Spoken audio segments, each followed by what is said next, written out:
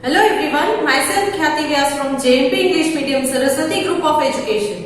Today I am conducting this session for grade 5, subject is SS. We are discussing chapter number 7, the United Nations, and this is my session number 2 for this chapter.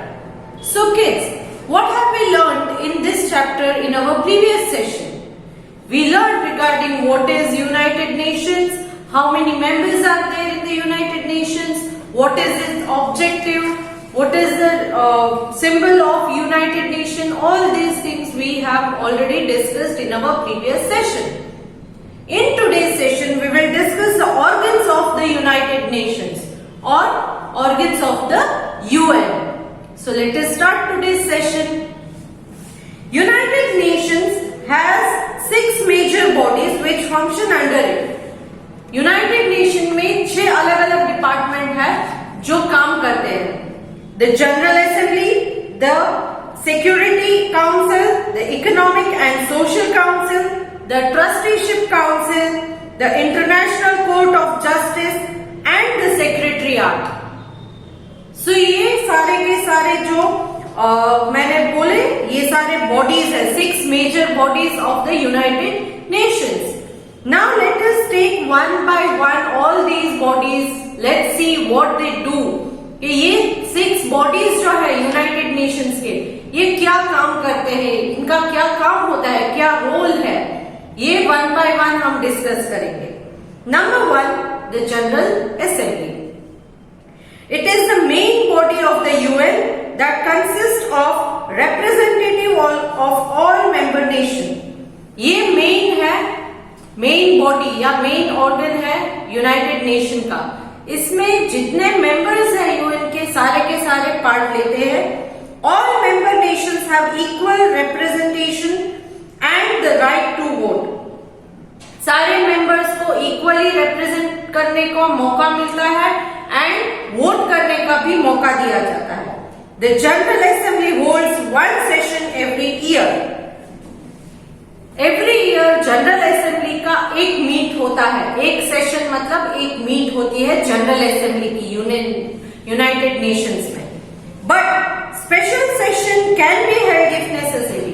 But अगर कोई emergency आती है या कोई जरूरत ऐसी है तो स्पेशल सेशन भी बुलाया जा सकता है.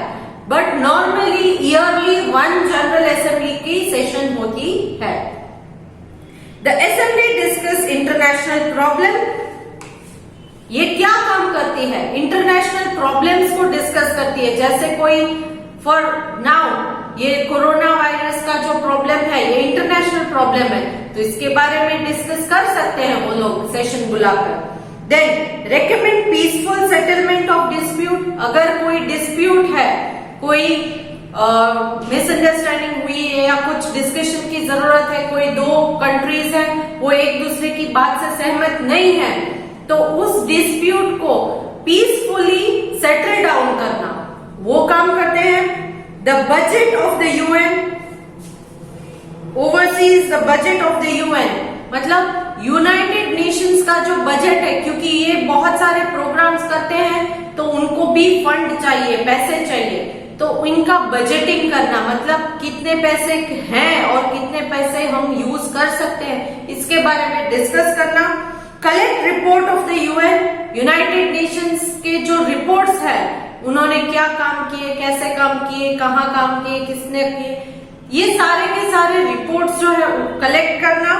Then makes recommendation. अगर किसी चीज की रिकमेंडेशन जरूरी है, किसी को रिकमेंड करना जरूरी है कि भाई ऐसा नहीं वैसा करो, इनको इंक्लूड करो, तो ये रिकमेंडेशंस भी दे सकते हैं. And appoints non permanent members to the security council. Non permanent members में से किसी को सिक्योरिटी काउंसिल में वो अपॉइंट कर सकते हैं. Then the Assembly held its first session on 10 January 1946. United nation की फर्स्ट जनरल असेंबली जो है वो 10 जनवरी 1946 को की गई थी. तो ये था जनरल असेंबली के बारे में. Next talking about security council, second body of UN.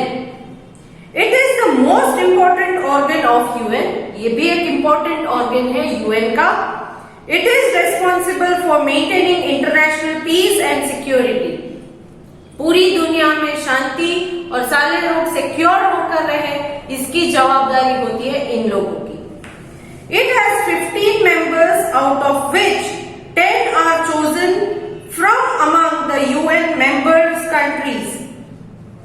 इसमें 15 मेंबर्स हैं सिक्योरिटी काउंसिल में, जिसमें से 10 मेंबर ऐसे हैं जो यूएन के मेंबर्स में से ही है। यूएन मेंबर कंट्रीज जो है, यूनाइटेड नेशन की मेंबर्स में जो कंट्री है उनमें से ही 10 लोग होते हैं, and are part of council for a period of 2 years। और ये यूनाइटेड नेशन यूएन के जो मेंबर कंट्रीज के 10 मेंबर हैं वो इसमें 2 years तक पार्ट ले सकते हैं, while the remaining 5 are permanent members।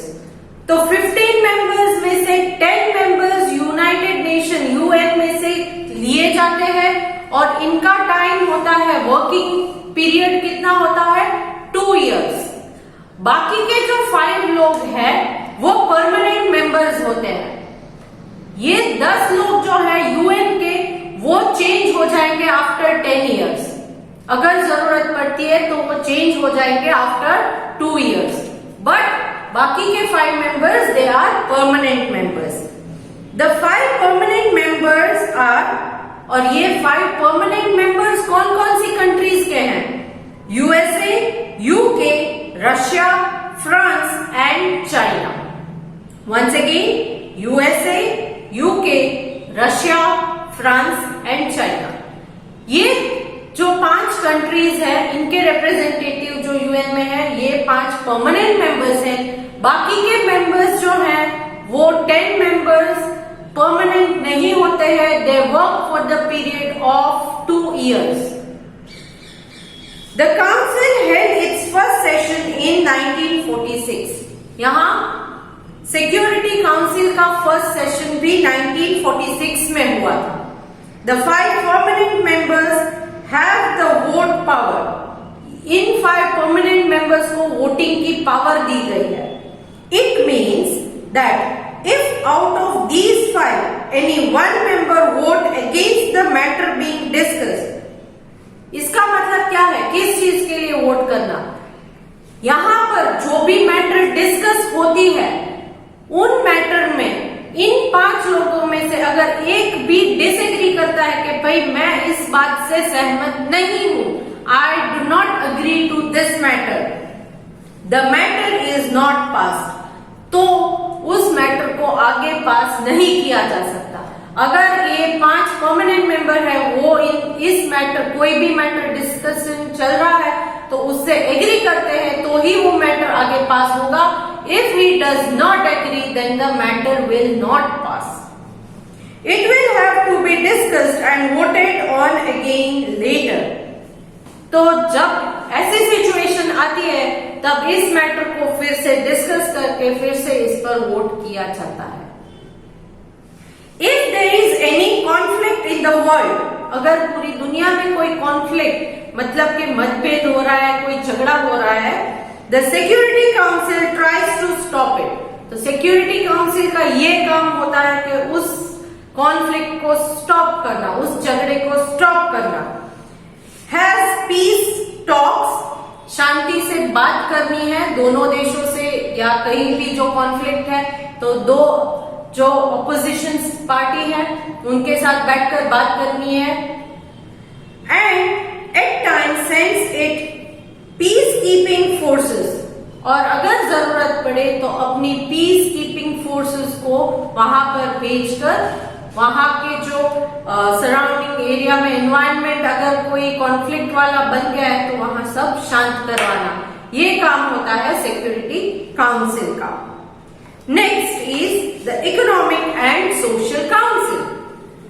The economic and social council has the general assembly promote economic growth and social progress across the world।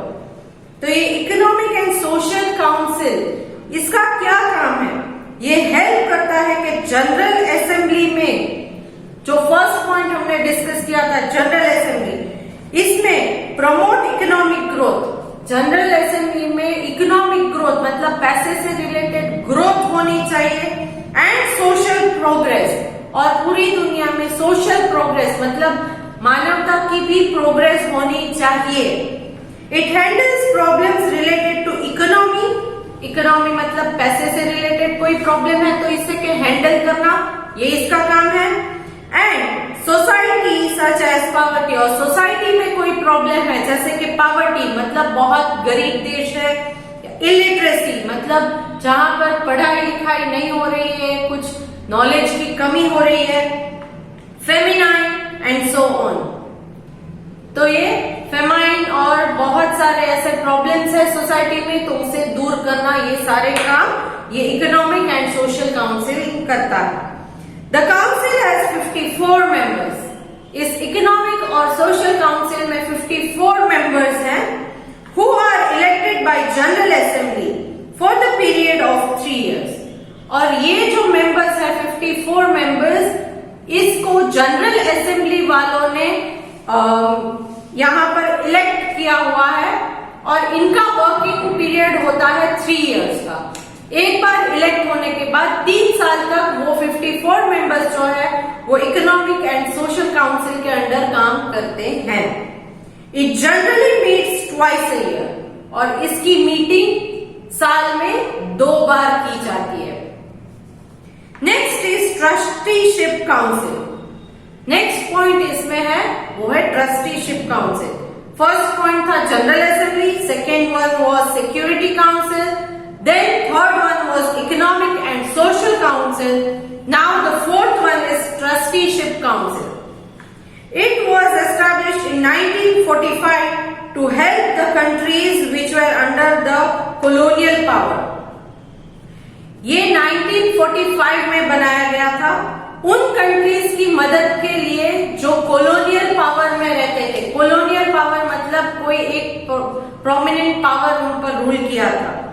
It helped these countries to form self-government। यहाँ trusteeship council वालों ने इन countries की, जो colonial power की countries थे, उनकी मदद की और उनको ये सपोर्ट किया कि आप सेल्फ गवर्नमेंट बनाओ। आप किसी और की बात क्यों सुनते हो? आप अगर एग्री नहीं करते हो तो आप अपनी सेल्फ गवर्नमेंट बनाओ। Now, as most of these countries are independent, the trusteeship council meets only when it requires to do so। और अब इनमें से ज्यादातर कंट्रीज इंडिपेंडेंट हो गए हैं, किसी के ऊपर डिपेंडेंट नहीं है, तो इसलिए ट्रस्टीशिप काउंसिल की जो मीटिंग, तो ये जब जरूरत पड़े तभी की जाती है। इसका कोई फिक्स पीरियड नहीं है कि साल में 1 बार 2 बार मिलना है, ऐसा कोई नहीं है। जब भी जरूरत पड़े तभी मीटिंग को अरेंज किया जाता है।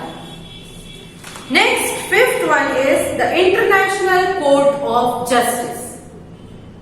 It is the judicial organ of the UN and solves all international problems. ये एक जुडिशियल मतलब कोर्ट जैसा होता है जो इंटरनेशनल प्रॉब्लम्स को सॉल्व करता है। जैसे हमारे यहाँ पर आपकी सिटी में भी कोर्ट होगा, करेक्ट, बट वो आपके जो सिटी के अंदर के प्रॉब्लम्स है उसी को रिजॉल्व करने का काम करता है। सिर्फ आपके सिटी के रिलेटेड या कभी कभी बहुत बड़ा है तो आपके स्टेट के रिलेटेड कोई प्रॉब्लम है तो वो सॉल्व करता है। बट ये जो यूएन का जो बॉडी है इंटरनेशनल कोर्ट ऑफ जस्टिस, ये इंटरनेशनल प्रॉब्लम्स को सॉल्व करता है, पूरी दुनिया के प्रॉब्लम को। It was established in 1945 and is based in the Hague, Netherlands. ये जो है ये कहां पर बेस्ड है? इसको 1945 में नेदरलैंड्स के हेगू नाम के शहर में बनाया गया था। Its main function is to settle disputes between nations and give legal advice to the UN. इसका मेन काम क्या है? तो के functions to settle dispute between nation, दो नेशन के बीच अगर कोई डिस्प्यूट है तो उसे सेटल करने का काम ये करता है, and gives advice, legal advice to the UN. और लीगल एडवाइस यूनाइटेड नेशंस को अगर कोई जरूरत है तो ये लीगल एडवाइस प्रोवाइड करता है। लीगल एडवाइस मतलब क्या?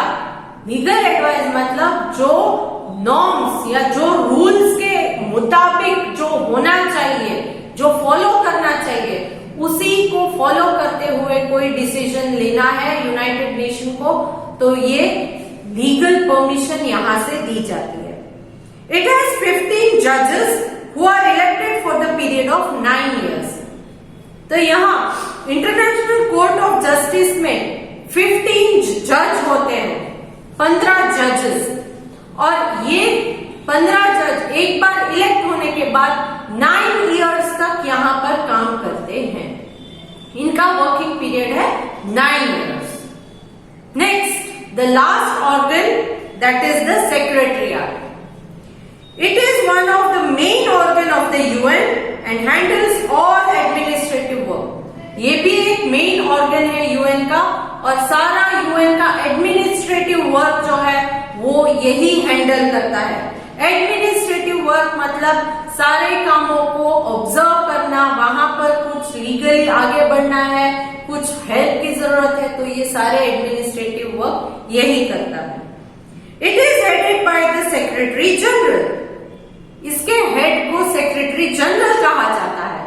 सेक्रेटरीट के हेड को सेक्रेटरी जनरल कहा जाता है। It maintains records and files and provides material needed by the UN bodies for their meeting. इसका काम होता है कि रिकॉर्ड मेंटेन करना, पूरे यूएन के काम जो भी होते हैं किसी भी बॉडी के अंदर, तो उसके सारे लीगल डॉक्यूमेंट्स, रिकॉर्ड्स को मेंटेन करता है।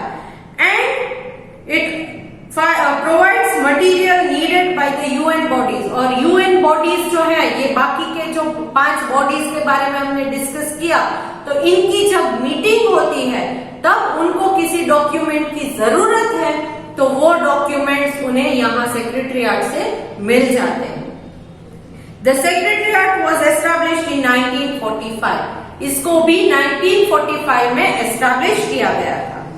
The first Secretary General of the UN was Trygve of Norway. First Secretary General UN के कौन थे? Trygve, और he was of Norway, and the present Secretary General is Antonio Guterres. ये है present Secretary General. The UN has 6 official languages.